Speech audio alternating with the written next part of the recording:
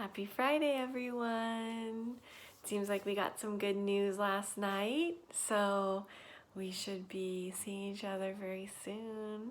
I miss you all so much, so I'm very excited. But for now, we'll continue our story times. And I've been really loving this because I get to share with you some books that we don't usually read in class, and that they're some of my really favorite books. I have a lot of favorites, but this is another one. It's called Matthew's Meadow. It's a little bit long, so just relax and enjoy. It's called Matthew's Meadow by Corrine Dema Bliss and pictures by Ted Lumen. A lot of words, okay? Far up on the hill, far beyond where the eyes of the house could see, was a meadow of long, soft grass. A forest circled this meadow, and once this meadow had been forest too. Someone had cleared the trees, leaving only one tree to grow tall in the center, a black walnut tree, taller than any tree around. The red-tailed hawk perched in this tree and looked out over the meadow and the whole hillside below. This was Matthew's meadow, and he shared it with no one except the red-tailed hawk and the deer who came there to sleep at night and at daybreak disappeared back into the woods. Matthew had never seen the deer because he had never been there at night. The meadow was far up the hillside, far from the house, far from his own room and his own bed, but he could see where the deer had flattened the grass when they slept, and he could lie in the shallow hollows where they had lain. So right there, he's laying where the deer sleep. This was Matthew's meadow because he thought of it as his, though he never told anyone about it. When his mother or father asked where he was off to, when his chores were done, he would say he was just going up the hill for a while. He went to his meadow when he wanted a place to think, and when he wanted a place not to think at all. He would lie in the long, soft grass and watch the sky and watch the wind stirring the leaves of the black walnut tree. He would watch the red-tailed hawk survey the mountains and then fly off to be lost finally in the sky. One afternoon, Matthew brought field glasses up to his meadow and focused on the red-tailed hawk who perched on a branch above him. The hawk looked right at him, and Matthew realized the hawk could see him just as well as her plain eyes. Just as well with her plain eyes. They stared at each other for a while, and when Matthew put the field glasses down by his side, the hawk spoke up. "I surprise you," said the hawk, "but that's to be expected. Soon you will get used to my voice, and you won't find it strange that I speak to you, that we speak with each other." Matthew knew, just as you do, that birds and animals speak in stories, but that is real life and a different thing. Matthew is part of the story now, but when the story took place, he was as real as you are. So of course, he was amazed to hear the hawk speak, but very quickly, and without knowing why, he forgot his amazement, and soon the hawk's voice seemed as natural to him as his own. "Do you know how this meadow came to be here?" asked the hawk. "No," said Matthew. The meadow had been there for as long as he could remember. He thought it had always been there. "Your grandmother made this meadow for you. The black walnut tree has kept the forest back, as the black walnut trees do. But it was she who cleared out the brambles and the bushes, and she who planted the grass. She wanted you to have a place in the forest where you could see the sky." "Is she there?" asked Matthew. "Is she there in the sky?" As he said this, he felt it was a silly question, a question he would have asked when he was a little child. Matthew's grandmother had died when he was just old enough to remember her. She had been buried, he knew, in the cemetery in town, but when he thought of her, and he thought of her often when he came up to his meadow, he liked to think of her somewhere up in the sky watching him from a cloud. "If that's where you like to think of her," said the red-tailed hawk, "that's where she is." "Do you know?" asked Matthew. "How do you know?" The hawk flew down and perched on the lowest branches of the black walnut tree. She was the closest she had ever been. "There are things that I can tell you," said the hawk, "and there are things that I can't. There are things I will tell you that you won't understand until you are older, and there are some things you may never understand. And if you don't understand something, you must try to think about it for a year before you ask me to explain."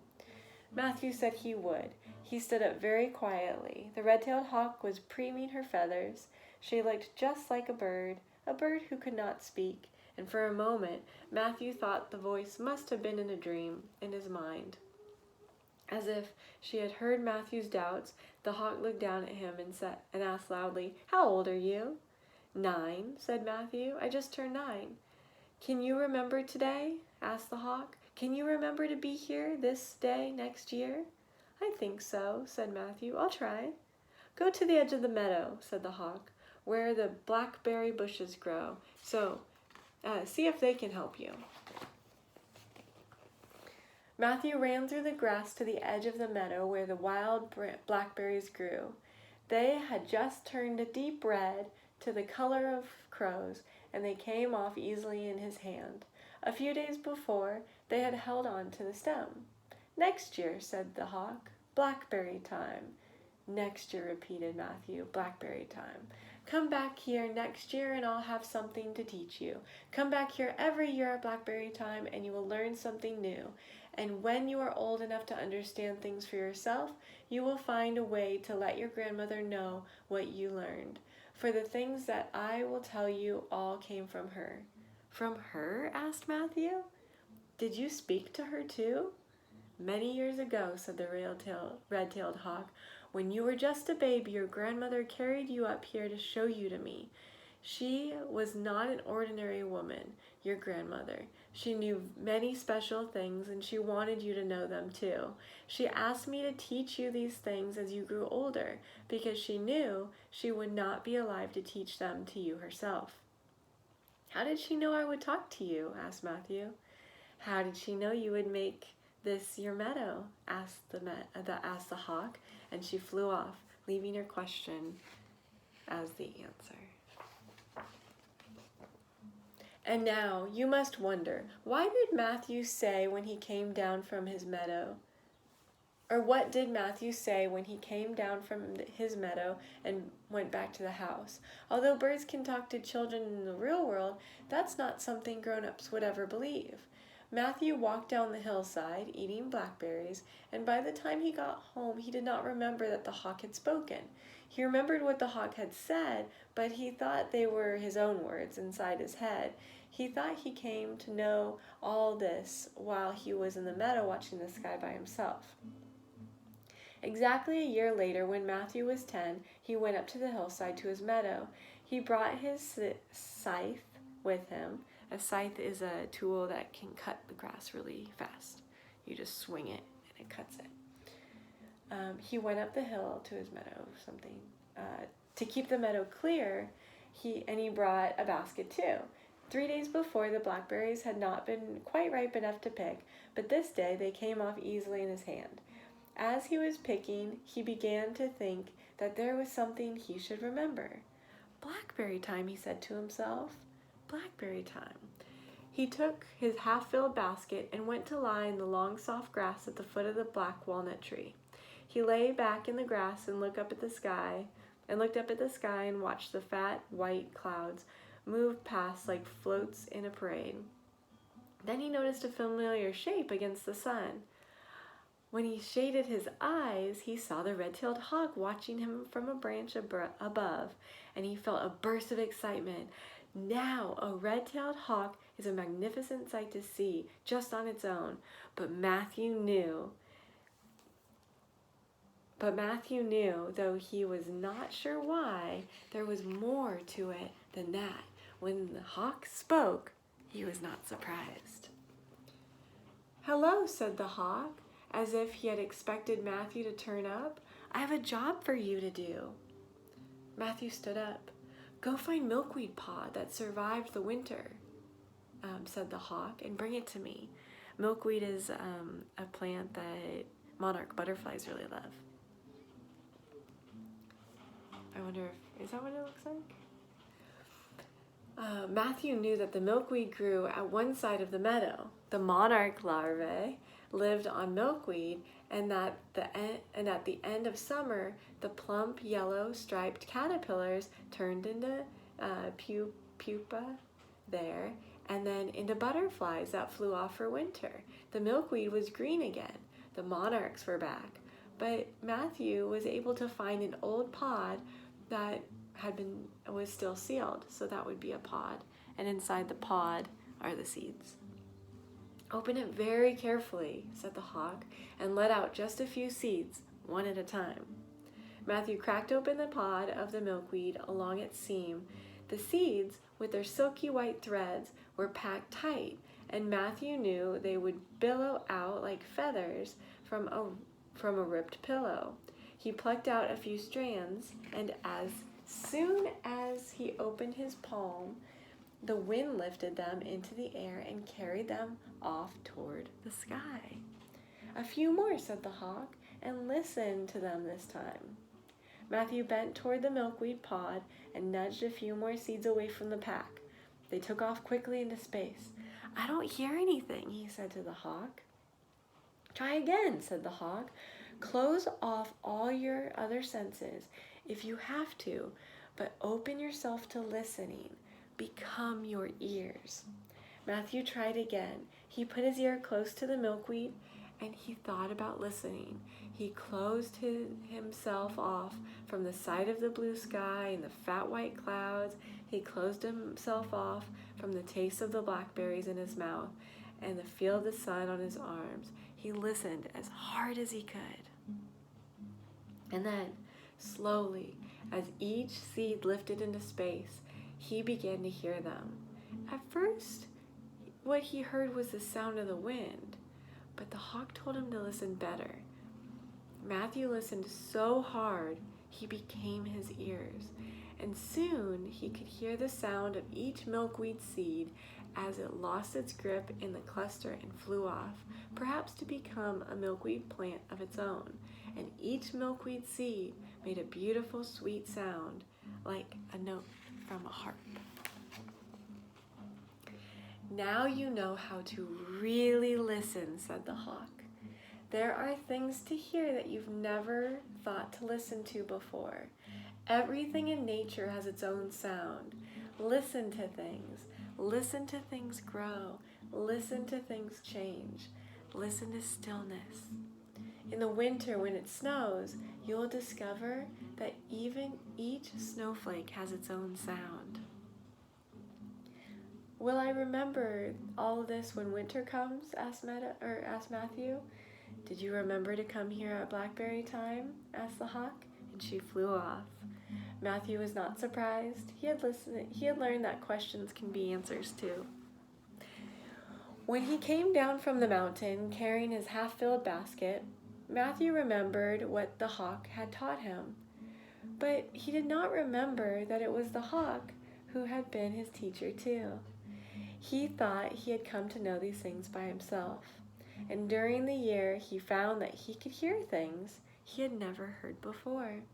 When he listened, he was able to hear the sound of the smallest insects making its way along the stem of a plant. He could hear the sound of toads moving through the grass, and the sound of water moving underground, and the sound of leaves dying as winter came, and the sound of the earth beginning to freeze. In winter, when it snowed, he listened to the snow and discovered the secret of snowflakes. He had known that every snowflake had a different shape, but now he found that each snowflake falling made a different sound, like the chime of a miniature bell, and that together the snowflakes sounded like a carillon. At the same time next year, when Matthew was 11, he went up to his meadow. He knew there was a special reason for him to be there, but he was not sure what it was. He lay in the long, soft grass, eating blackberries and listening to the clouds move in the sky. When he looked up into the black walnut tree and saw the red-tailed hawk, he remembered instantly why he was there. "Can you listen now?" asked the hawk.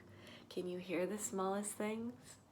"Yes," said Matthew. "I can hear the water lilies on the pond close up when evening comes. I can hear the dew dry from the grass." "And the snowflakes?" asked the hawk. "Can you hear them?" "Every one," said Matthew. "Good," said the hawk. "You have learned how to listen. This time, I'd like to teach you something new. Stand up and tell me, can you feel the wind?" Matthew stood up in the grass and faced into the light wind. His hair blew back from his face, and his shirt moved against his skin. "Yes, I feel the wind." "Now," said the hawk, "you want to feel the wind on your forehead alone. And then I want you to feel the wind on your cheeks. And then I want you to tilt up your chin and feel the wind on your neck." Matthew held his face into the wind and felt it touch his forehead, then his cheeks, and then his neck. "Now," said the hawk, "hold out your hand and turn it slowly. I want you to feel the wind on your palm.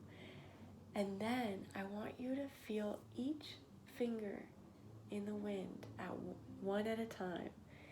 The wind on your forehead is different than the wind on your cheeks. Even each finger feels the wind differently." Matthew held out his hand and felt the wind brush across the top, then the palm. The hawk counted off his fingers as he held them out in the wind, one by one. "Now," said the hawk, "I want you to forget about the wind. I want you to think about the sun. Hold your face to the sun and then hold out your hand." Matthew thought about the sun on his forehead and his cheeks. He tilted his chin and felt the sun on his neck.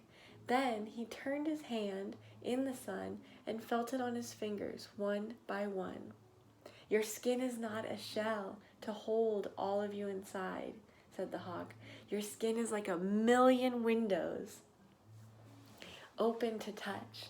This year you'll learn about how much there is to feel, just as last year you learned how much there is to listen to. Will you be here next year again?" asked Matthew. "Will you come to your meadow at blackberry time?" asked the hawk, and she left her question behind her as she flew off. When Matthew came down from the meadow, he remembered what the hawk had taught him, but he did not remember that it was the hawk who had been his teacher.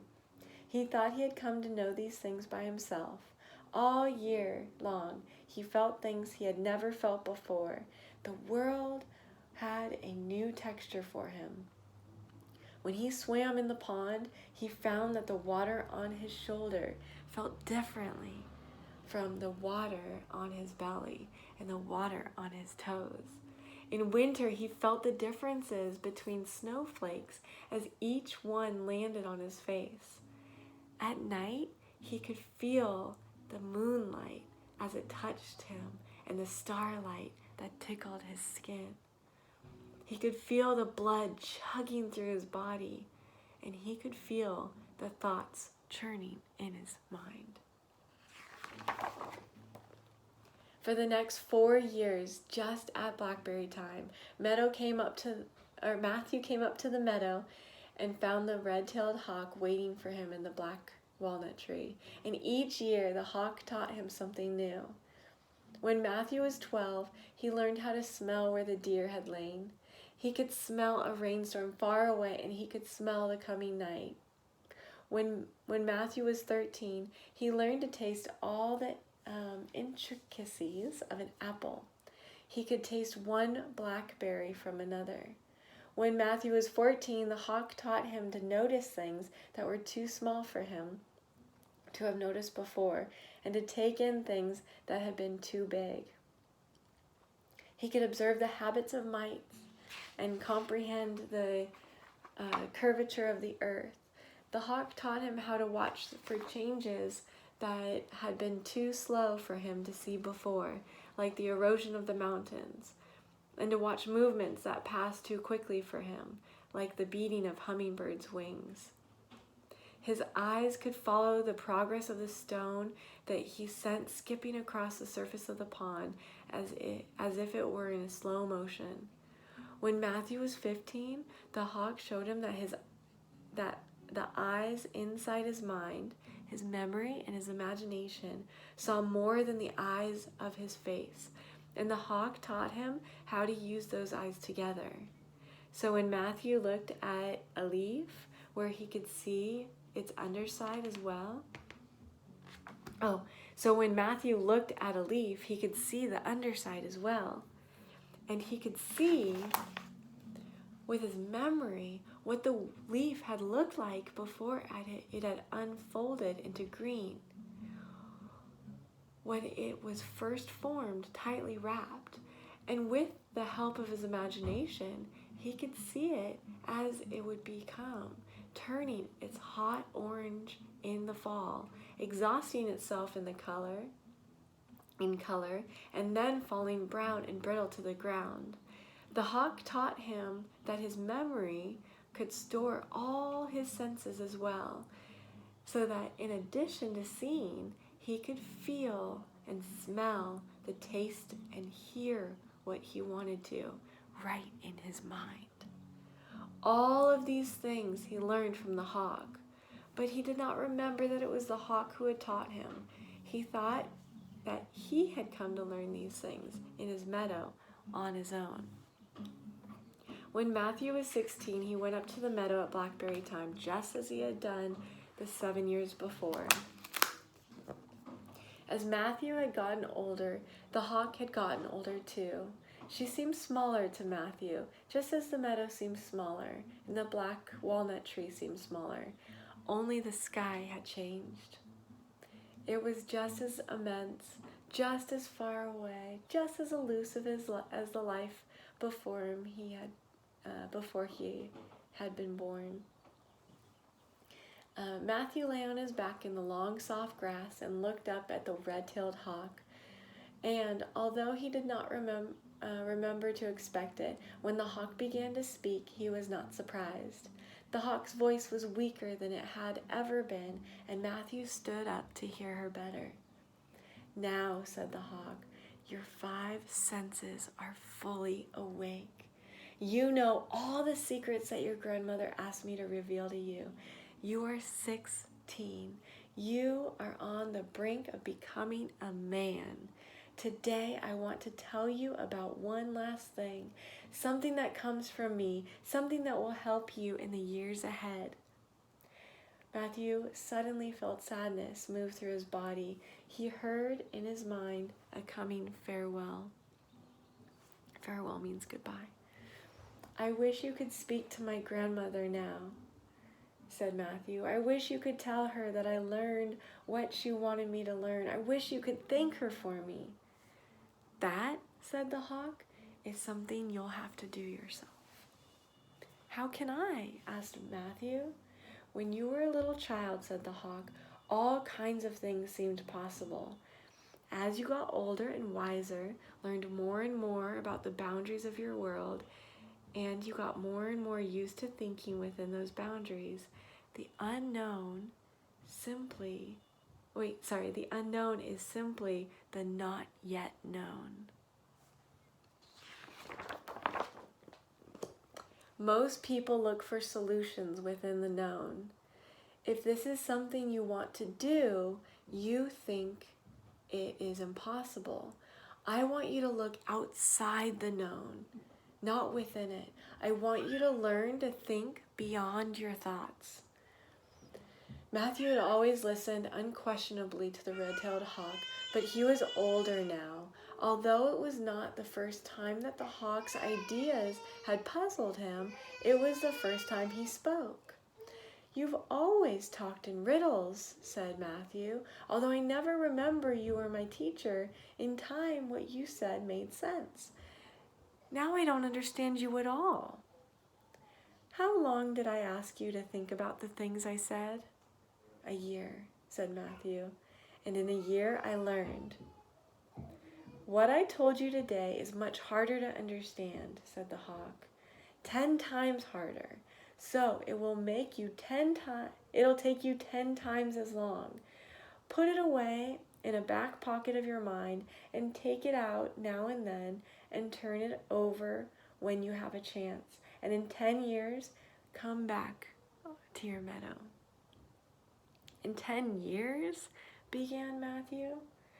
You'll be grown up completely by then, said the hawk. You'll be a man. But that wasn't what Matthew wanted to ask. Will you? He began. Can you watch me? Asked the hawk. Can you watch me even when you can't see me anymore? She pushed off from her branch and sailed up into the sky, circling and soaring higher and farther away. Matthew watched as her shape grew indistinct, and watched her as she became a tiny, dark spot, and watched her in his mind, and when she was too far away for him to see with her eyes. Matthew came sadly down from his meadow and walked across the fields to his house. In the midst, he listened to the words, "Think beyond your thoughts." But he did not know where they had come from, and he did not know what they meant. He put them in his back pocket of his mind, and now and then he could take them out and turn them over and over again. The next year, when blackberry time came, Matthew was 17. He was too old to be interested in picking berries. He was busy working in the fields. He did not go up to his meadow at blackberry time in the coming years, but he went there at other times to watch the sky and to think his thoughts and to not think at all. He knew that it was in the meadow, when he was a boy, that his senses had been awakened, one by one. He remembered the red-tailed hawk who used to perch above him in the black walnut tree, but he did not remember that the hawk had spoken to him, that it was the hawk who had taught him how to listen, feel, smell, taste, and see. As Meadow grew up, he started taking more and more of the work on his parents' farm. And when they got older, they turned the farm over to him. He was a good farmer because they had taught him all about the land. But he felt it was from his grandmother, though he didn't understand how, that he had understood or that he had learned about himself. He felt that somehow in the meadow she had cleared for him. He had discovered all the things she wanted him to learn, and he wished he could find a way to let her know and to thank her for these gifts. For his life, although much of it was spent alone, was a very rich one. He could listen to his hay growing. He could feel the pattern of the sun on his hands. He could smell evening move across the fields. He could remember the taste of cornbread he had eaten for breakfast. He could see the face of the girl who he was beginning to care for. And more often, he took out the words, "Think beyond your thoughts," from the back pocket of his mind and turned them over and over again. It's his daughter. When Matthew was 26, he went up again to his meadow at blackberry time, carrying his baby daughter. The meadow seemed small to him, just a grassy plot, and the black walnut tree seemed no taller than the trees in the forest around it. But when he looked up at the sky, it seemed as immense as it had when he was a little boy. And as he watched the fat white clouds move across the sky, he remembered how, as a child, he used to think that his grandmother was somewhere in the sky watching him from a cloud. More than ever before, he wanted to reach out to her through time, through space, and tell her what he had learned. As he thought of her, he thought about the red-tailed hawk, and for the first time he remembered that the red-tailed hawk had actually spoken to him. There was no red-tailed hawk perched in the black walnut tree this blackberry time. There was no red-tailed hawk circling high overhead, but Matthew could see her clearly with the eyes inside his mind. He could see her circling in the sky, and at the same time he could see her on a branch overhead. In his mind he could hear the hawk's voice, which was as clear as the first time she had spoken. "The unknown," said the hawk, "is simply the not yet known. Think beyond your thoughts so that you can find a way to do what you once thought impossible." Matthew lay in the long, soft grass, his baby asleep in his arms. In his mind, he watched the red-tailed hawk coast across the sky, and he began slowly to think beyond his thoughts. He began to wander in a region where his mind had never wandered before, and there he discovered something he hadn't known. He hadn't known it because he had been thinking in words, and this was an idea that came to him not in words, but some other way. There was, he realized, a language of the land. It was there in nature, in the way the mountains grew and eroded, in the way the stream meandered. The earth was, when you look at it and touched it and listened to it, its own design. The meadow his grandmother had cleared for him gave him the forest and the sky, gave him the black walnut tree and the red-tailed hawk. His grandmother had spoken to him through the land. He too could speak to her through the land itself. And so, when Matthew came down from the meadow, he began his message. The trees that he planted, the pond that he banked, the field that he tilled, were the way he spoke. From the sky above, the message was clear, but the message was underground, into the earth as well. As he worked through the language of the land, he told his grandmother the story of his life. He told her how he had learned from her. He thanked her and told her of his love. And when Matthew smelled the coming of spring and listened to the blackberries grow and saw in his mind the red-tailed hawk perched in the black walnut tree, which towered over his meadow, as it had when he was a boy, he knew she had heard.